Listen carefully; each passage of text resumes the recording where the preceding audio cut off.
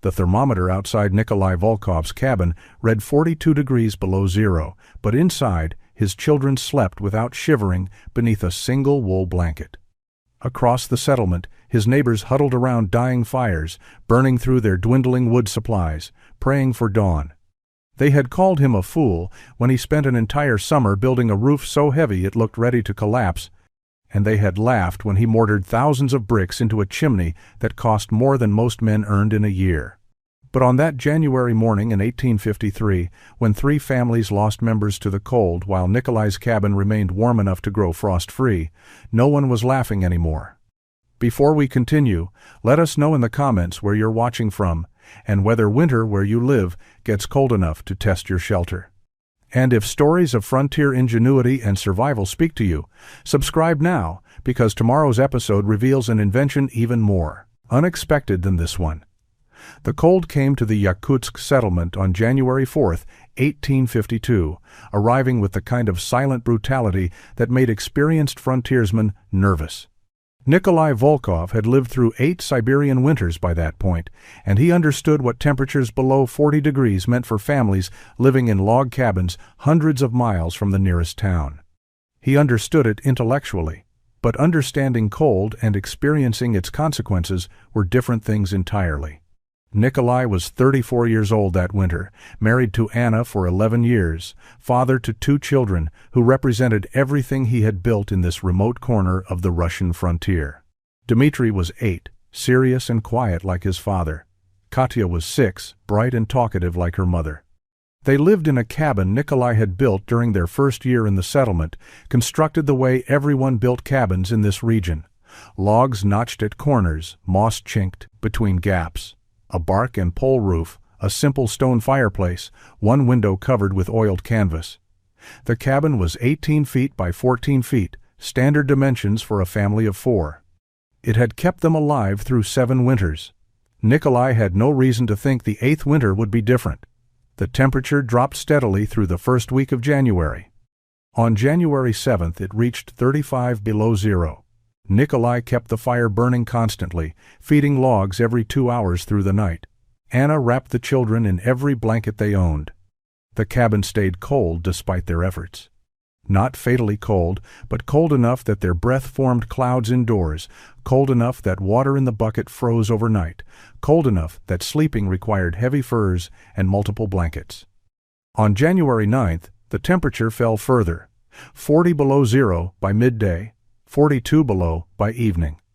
Nikolai burned through 3 days' worth of firewood in a single night, desperately trying to keep the interior temperature survivable. The fireplace consumed logs as fast as he could feed them, but the heat seemed to vanish into the walls and roof, escaping faster than the fire could produce it. By dawn on January 10th, Nikolai was exhausted from tending the fire every hour, and the cabin was still dangerously cold. Anna woke that morning complaining of numbness in her fingers and feet. Nikolai built up the fire, gave her the warmest blankets, made hot tea from their precious reserve of leaves. She seemed better by midday, sitting close to the fire with Katya on her lap. But by evening she was shivering uncontrollably, despite being wrapped in furs directly beside the flames. Nikolai put the children to bed in the loft where rising heat made it marginally warmer, then spent the night beside Anna, keeping the fire roaring, trying to warm her with his own body heat. He found her dead at dawn on January 11th. She had simply stopped breathing sometime in the hours before sunrise. The fire was still burning. The cabin was as warm as Nikolai could possibly make it, and it had not been enough. Spring arrived in late April, melting the snow that had buried Anna's grave on the hillside above the settlement. Nikolai stood at that grave most mornings, watching his breath no longer form clouds in the warming air, trying to understand how he would raise 2 children alone in a place that had killed their mother. Dmitri had become silent after Anna's death, speaking only when directly addressed. Katya cried every night for the first month, then stopped crying entirely, which worried Nikolai more than the tears had. The settlement had lost 4 people that winter. Anna Volkova, age 32, Ivan Grigorovich, age 57, Maria Sokolova, age 19. An infant named Peter whose family left the settlement before the thaw. Everyone understood the cause. The cold had been exceptional, yes, But the real problem was simpler. Their cabins could not hold heat. No matter how much firewood they burned, no matter how carefully they tended their fires, the structures themselves were incapable of maintaining livable temperatures when the mercury dropped below 40 degrees. Most settlers accepted this as an unchangeable reality of frontier life. Siberia was cold. Cabins were inadequate. People died. That was the bargain you made when you came this far east, chasing promises of land and opportunity. But Nikolai could not accept it. He had watched his wife die in their bed despite doing everything he knew how to do. The failure was not in his effort. The failure was in the cabin itself. He began studying the problem with an intensity that alarmed his neighbors. While other men prepared for the summer work season, hunting and fishing and repairing winter damage to their standard cabins, Nikolai spent his days examining construction methods. He visited every cabin in the settlement, looking at roofs, chimneys, walls, asking the questions that most people found strange. How thick was your roof? What did you use for chinking? How often did you feed your fire? What was the coldest your cabin got inside? He discovered patterns. Every cabin in the settlement was built essentially the same way because everyone had learned from the same sources. Logs notched at corners, moss or mud between gaps, thin roofs of bark or sod over widely spaced poles, simple fireplaces made of stacked stone with straight chimneys. This design worked adequately in moderate cold. It failed catastrophically in extreme cold. The problem was heat retention. The cabins generated heat through burning wood, but they lost that heat immediately through thin roofs, gap-filled walls, and chimneys that vented warmth straight into the sky. Nikolai was not an educated man. He could read and write Russian adequately, handle basic mathematics for trading purposes, and possessed the practical skills his father had taught him about carpentry and farming. But he had no training in engineering or architecture. What he did have were memories of his childhood in Ukraine, where his grandfather had lived in a house that stayed remarkably warm through cold winters despite having only a small fire burning once daily. He remembered his grandfather's house clearly now, details he had not thought about in 20 years. The massive brick structure in the center of the main room, not a simple fireplace, but something much larger called a pek, a Russian masonry stove. His grandfather lighting a fire each morning, letting it burn hot for 2 hours, then allowing it to die completely. The house staying warm all day and through the night from that single fire. Young Nikolai had not understood how it worked. He simply accepted that grandfather's house was always comfortable. Now, sitting in his cold cabin with his motherless children, Nikolai understood the principle, even if he could not articulate it technically. The massive brick structure absorbed heat from the fire and released it slowly over many hours. Thermal mass. The bricks acted as a battery, storing energy and distributing it gradually. A simple fireplace had no mass. Heat went straight up the chimney. A masonry stove captured that heat in hundreds of bricks before allowing the smoke to escape. Could that principle work here? Could he build something similar? The questions consumed him through May and into June as the settlement's brief summer arrived. In early June of 1852, Nikolai announced his intention to build a new cabin with a massive brick chimney. The response from his neighbors ranged from concern to outright mockery. Yakov Petrov, who had trapped in Siberia for 15 years, spoke for most of the settlement when he told Nikolai that grief had damaged his thinking. Bricks were not practical on the frontier. They were expensive, heavy, and required skilled masons to lay properly. The nearest brick kiln was 3 weeks' travel south in Irkutsk. Transport costs for the quantity Nikolai described would consume every ruble he had saved. Nikolai listened to these objections, acknowledged their validity, and then explained his solution. He would make his own bricks, here, on site. The announcement was met with silence, then laughter. Making bricks required clay of specific quality, precise mixtures, molds, and most critically, a kiln capable of reaching temperatures high enough to fire the bricks hard. No one in the settlement had ever attempted brickmaking. It was specialized work performed by trained craftsmen in established workshops, not desperate settlers in the wilderness. But Nikolai had already begun his research. He had spent 2 weeks searching the area surrounding the settlement, looking for clay deposits. He found what he needed a half-mile north along a creek bank where spring floods had exposed a thick seam of gray clay. He brought samples back to his cabin and tested them using methods he barely understood, mixing the clay with water, forming small shapes, letting them dry, observing how they cracked or held together. The clay was adequate, but not perfect. Too much clay alone would crack during drying. Nikolai needed to add sand to prevent cracking and straw to bind the mixture. He experimented with ratios, making dozens of small test bricks, learning through failure what proportions worked. 3 parts clay to 1 part sand, with chopped straw mixed throughout. The test bricks dried without major cracking. But drying was not enough. They needed to be fired to become true bricks, hard enough to withstand the stress of chimney construction. Building a kiln became Nikolai's next challenge. He studied the stone fireplaces in the settlement, understanding that a kiln was simply a very hot, enclosed fire. He gathered flat stones and began constructing a small kiln in a clearing near his cabin, building walls 2 feet high with a firebox at the base and a chamber above where bricks could be stacked. The design was crude, based on intuition rather than knowledge, but it represented his best attempt at creating firing temperatures. His first attempt failed completely. The kiln heated unevenly, cracking half the bricks and leaving the others partially fired. His second attempt was better, but still inadequate. The temperature was too low.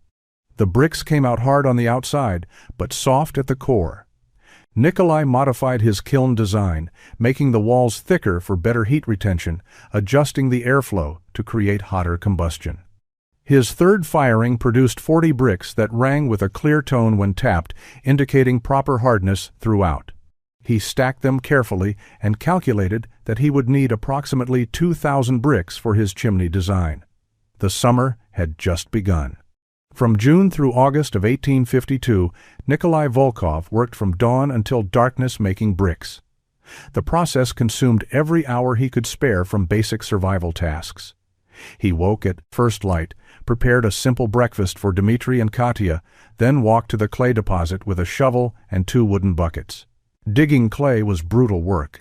The material was dense and heavy, requiring significant effort to extract from the creek bank. Each bucket held approximately 30 pounds of clay. Nikolai made 4 trips each morning, hauling 120 pounds of raw material back to his work area near the cabin. Dmitri helped mix the clay. At 8 years old, he was strong enough to work a long wooden paddle through the thick mixture of clay, sand, and water. The work was tedious and exhausting, but the boy never complained. He seemed to understand that his father's obsessive project was somehow connected to his mother's death, though Nikolai had not explained it in those terms. Katya's job was arranging finished bricks to dry. She placed them in neat rows on flat boards, spacing them carefully so air could circulate. Her small hands were gentler than Nikolai's, rough fingers, less likely to damage the wet clay. The brick-making process became refined through repetition. Nikolai built wooden molds that produced bricks of consistent size, roughly 9 inches long, 4 inches wide, and 3 inches thick. He discovered that adding finely chopped straw in specific amounts prevented cracking during the drying phase. The mixture required careful consistency. Too wet and the bricks would slump and lose their shape. Too dry and they would not pack properly into the molds. Nikolai learned to judge the mixture by feel, adding water or dry clay until the texture was exactly right. Drying took 3 days in good weather, longer if rain or humidity slowed the process. Once dried, the bricks were carefully loaded into the kiln, stacked with small gaps between them to allow heat circulation. The firing process required 3 days of constant attention. Nikolai kept the fire burning continuously, gradually increasing the temperature over the first day, holding it at maximum heat for the second day, then allowing it to cool slowly on the third day. Opening the kiln too soon would crack the bricks through thermal shock. Patience was essential. Each firing produced approximately 100 bricks if everything went correctly. Some firings failed partially, producing bricks that cracked or remained underfired. Nikolai discarded these without hesitation. His chimney would require structural integrity. Weak bricks were worse than no bricks at all. By late August, he had completed 23 successful firings, producing 2,300 usable bricks. They were stacked in careful rows near his cabin site, protected from rain by canvas sheets he had purchased at considerable expense. Other settlers watched his progress with a mixture of pity and bewilderment. They saw a widower spending an entire summer making bricks when he should have been hunting, fishing, and preparing for winter in normal ways. Yakov Petrov told others that Volkov would realize his mistake when winter came and he had no food stored because he had wasted the summer on foolishness. But Nikolai continued working, driven by a certainty that terrified him even as it motivated him. If he failed, his children might die, as their mother had died. September arrived with frost warnings and shorter days. Nikolai began construction of his chimney with an urgency born from watching the calendar. He had perhaps 6 weeks before serious cold would make outdoor work dangerous. The foundation was already prepared, a raised platform of flat stones that would support the chimney's enormous weight. The structure he planned was unlike anything his neighbors had seen.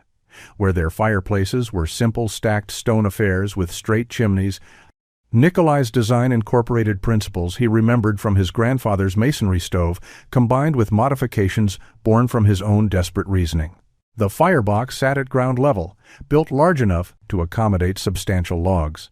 Nikolai laid the first courses of brick with mortar he had mixed from local clay, sand, and water. The mortar had to be strong enough to bond bricks permanently, but not so rigid it would crack from heat expansion.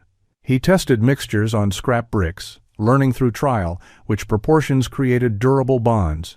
Each brick was laid with careful attention to level and alignment. Gaps between bricks would create air channels that reduced thermal mass efficiency. The goal was maximum brick contact, maximum surface area absorbing heat from the fire.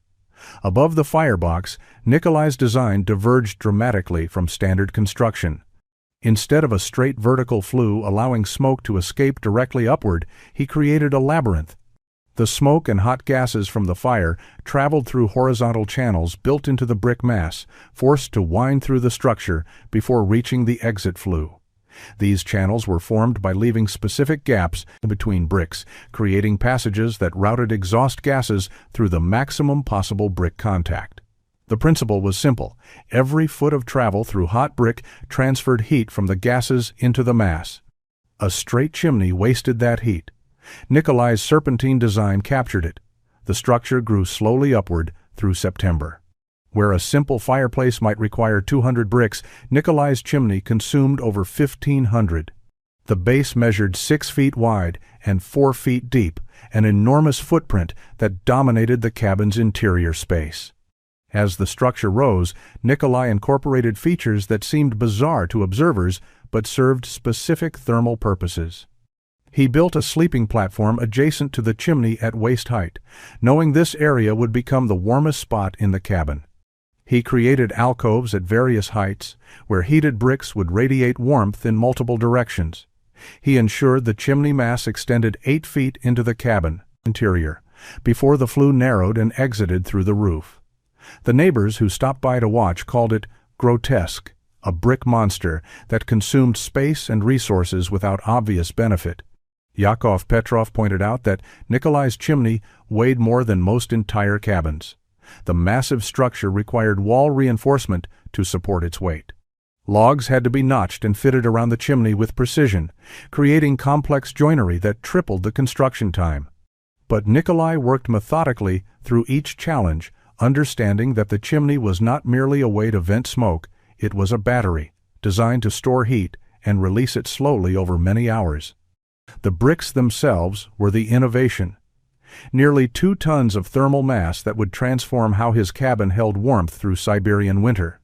By mid-October of 1852, Nikolai's cabin walls stood complete around the massive chimney, and he faced the construction challenge that would define whether his entire project succeeded or failed: the roof. His neighbors built roofs in 3 or 4 days, using methods passed down through generations of frontier construction. Poles spaced 2 feet apart across the width of the cabin, covered with overlapping strips of bark, topped with a thin layer of sod. Total thickness rarely exceeded 6 inches. Total weight was negligible. These roofs kept out rain and provided minimal insulation. They also allowed heat to escape as fast as fires could generate it. Nikolai planned something radically different. He had calculated that heat loss through the roof accounted for more than half of total heat loss in standard cabins.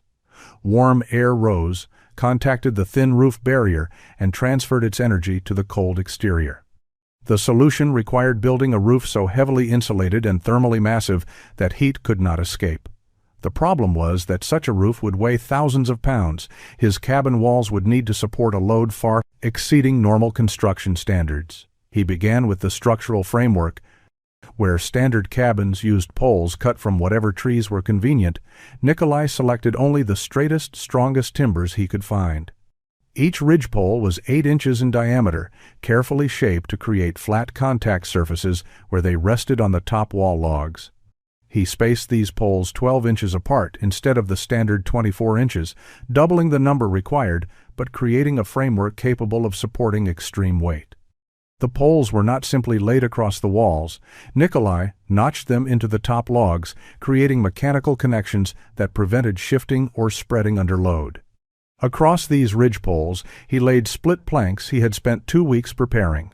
Each plank was shaped from straight-grained pine, split along the wood's natural grain lines to maximize strength. The planks were fitted tightly edge to edge, creating a solid surface with minimal gaps. Over the planks, he laid sheets of birch bark he had collected and pressed flat during the summer. The bark went down in overlapping layers like shingles, each layer covering the gaps in the layer below. Birch bark was naturally waterproof and flexible, an ideal moisture barrier. Over the bark came the first insulation layer. Nikolai spread 6 inches of clay mixed with chopped straw across the entire roof surface. The mixture was the same formula he had developed for his brick mortar, but applied in much greater quantities. The clay filled every microscopic gap in the bark, creating an airtight seal. The straw reinforced the clay, preventing cracking as it dried. This layer alone added nearly a ton of weight to the roof structure. The final layer was 8 inches of sod. Nikolai cut sections of prairie grass with their root systems intact and laid them grass side up across the clay. The living roots would knit together over time, creating a continuous plant mat that provided insulation, prevented erosion, and added yet more thermal mass. The completed roof was 22 inches thick at its thinnest point and weighed an estimated 3 tons. Neighbors predicted it would collapse within weeks. December of 1852 arrived with temperatures that tested every structure in the settlement. Nikolai had moved his children into the completed cabin in late November, arranging their few possessions in the space dominated by the massive brick chimney. On the morning of December 3rd, with the thermometer reading 30 below zero, he prepared to test whether his summer of obsessive labor had produced something functional or merely an expensive monument to grief-driven delusion. He built his fire at dawn using the technique he had planned. The firebox was large enough to accommodate substantial logs, and Nikolai loaded it full with dry pine he had split and stored inside the cabin. He opened the damper fully and lit the kindling. The fire caught quickly, growing into a roaring blaze that consumed the logs with intense heat. Smoke traveled through the internal channels of the chimney, winding through the brick labyrinth before exiting the flue. The process was not immediate. The cold brick mass absorbed heat slowly at first, and for the first hour the cabin remained uncomfortably cold. But Nikolai had expected this. Thermal mass worked on principles opposite to standard fireplaces. A normal fireplace provided immediate heat that disappeared the moment the fire died. His chimney provided delayed heat that would persist long after the flames stopped. He kept the fire burning hot through the morning, feeding it steadily, watching the bricks gradually warm. By midday, he could hold his hand against the chimney surface and feel significant heat radiating from the mass. The bricks were doing exactly what he had designed them to do, absorbing thermal energy and beginning to release it into the cabin space. At noon, Nikolai made a decision that would have seemed insane to his neighbors. He allowed the fire to die completely.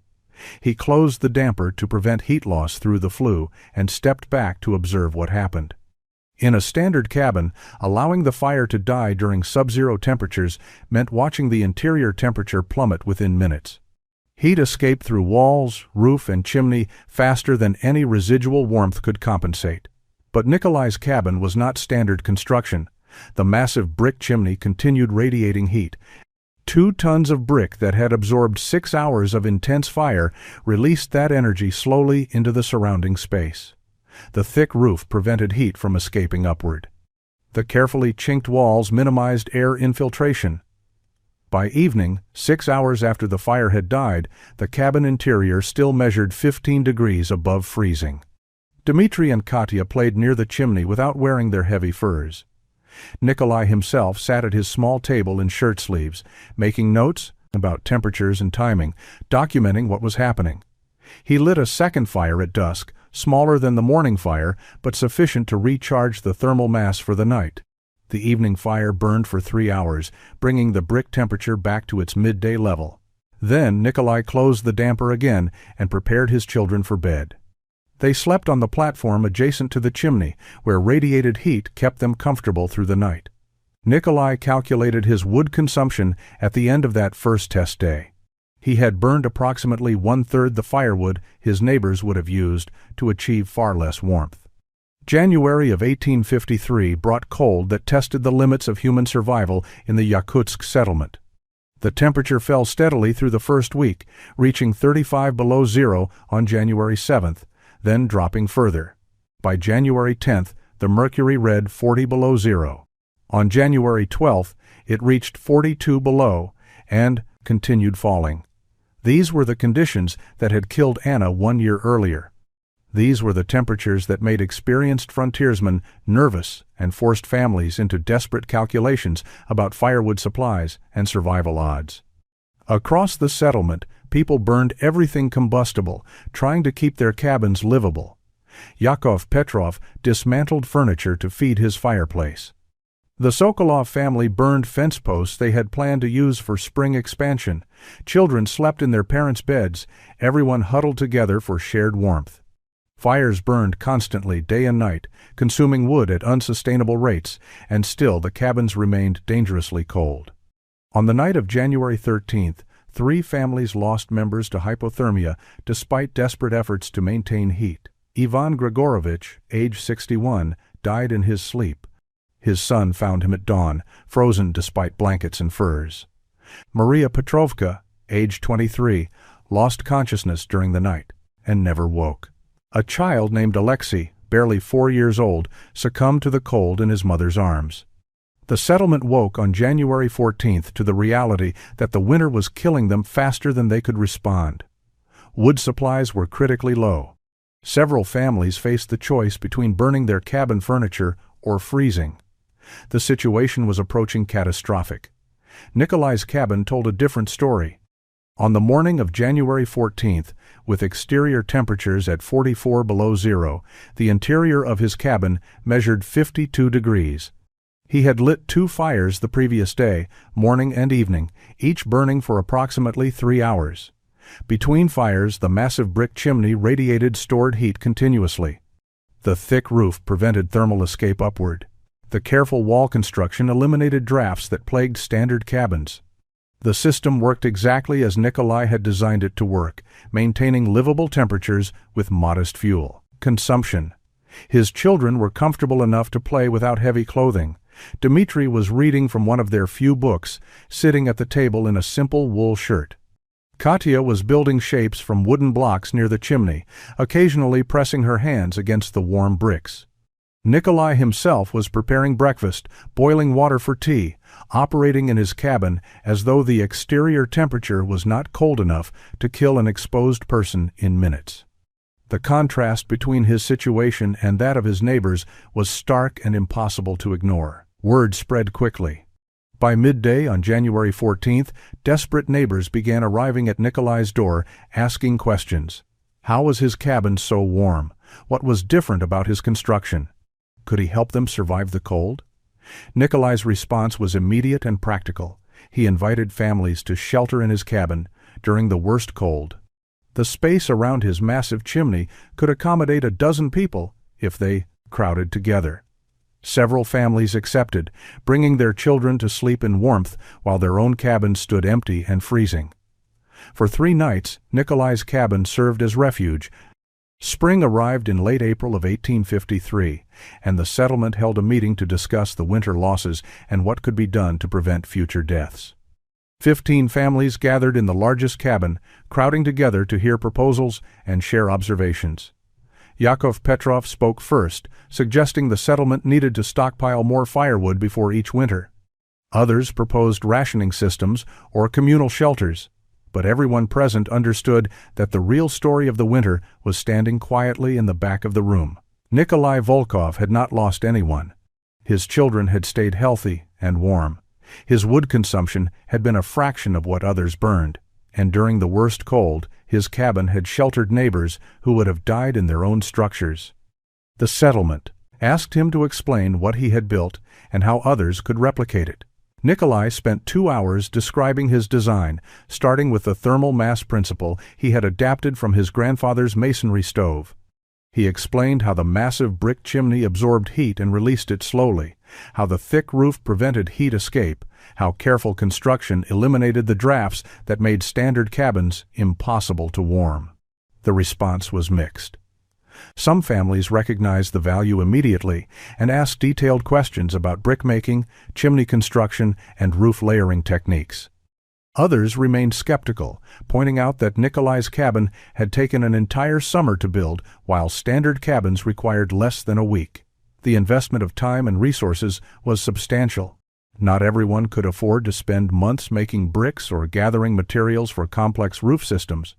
But those who had nearly died, those who had lost family members, those families were willing to try anything that might improve their survival odds. By early summer, 3 families had committed to rebuilding their cabins using Nikolai's principles. He helped each family adapt the design to their specific circumstances and resources. The Morozov family could not afford to make thousands of bricks, so Nikolai showed them how to build a smaller masonry heater using river stones instead of brick. The thermal mass principle worked with any dense material that could absorb and hold heat. The Lebedev family focused on roof construction, building a heavily insulated roof system using locally available materials. The Orlov family attempted the full design, making their own bricks with Nikolai's guidance and constructing a chimney similar to his original. The summer of 1853 saw more sophisticated construction activity in the settlement than any previous year. Families who had simply repaired existing cabins in past years now undertook complete rebuilds. Nikolai spent weeks traveling between work sites, teaching brickmaking techniques, demonstrating proper mortar mixing, explaining how to create internal chimney channels for maximum heat capture. The knowledge spread through practical demonstration rather than formal instruction. People learned by watching, by trying, by failing, and adjusting their methods. By the time snow fell in September of 1853, 12 families had implemented some version of Nikolai's thermal design. Not all were as sophisticated as his original cabin, but each represented significant improvement over standard frontier construction. The following winter would reveal whether the widespread adoption of these techniques could reduce the settlement's brutal mortality rate. Winter of 1853 through 1854 proved the value of Nikolai's innovations beyond any doubt. The temperatures reached similar extremes as the previous year, dropping to 40 below zero multiple times through January and February. But the settlement experienced 0 cold-related deaths. Families living in cabins with improved thermal mass systems stayed warm with half the firewood consumption of previous winters. Children who would have been at risk in standard cabins slept comfortably in structures designed to retain heat rather than waste it. The transformation was measurable and undeniable. By 1860, Nikolai was 42 years old, and nearly every cabin in the settlement incorporated thermal mass principles in some form. His children had grown. Dmitri, now 16, had become an expert builder, teaching newer settlers the techniques his father had developed. The boy had refined some of the original methods, finding more efficient ways to construct internal chimney channels and discovering that certain clay mixtures performed better than others in extreme cold. Katya, 14, helped families plan their construction projects, calculating material requirements and timelines. The knowledge had become generational. Nikolai's original cabin still stood as the warmest structure in the settlement. He had maintained it carefully over the years, repairing minor weather damage, ensuring the roof remained waterproof, occasionally repointing mortar joints in the massive chimney. The cabin had become something of a landmark, a physical reminder of what one man's obsessive determination could accomplish. Travelers passing through the settlement often asked to see Volkov's fortress, the cabin that had changed how people survived in Siberia. Russian colonial authorities documented the innovation in 1858 when a government surveyor visited the settlement to assess infrastructure development. His report noted the unusual construction techniques and their measurable impact on survival rates. The report circulated through administrative channels, reaching other remote settlements facing similar challenges. By the early 1860s, variations of the Priven's Volkov design were appearing in frontier communities hundreds of miles away, each adapted to local materials and conditions, but all based on the same fundamental principle that thermal mass and insulation could defeat even extreme cold. Nikolai never remarried after Anna's death. He channeled his grief into solving the problem that had killed her, and that solution became his legacy.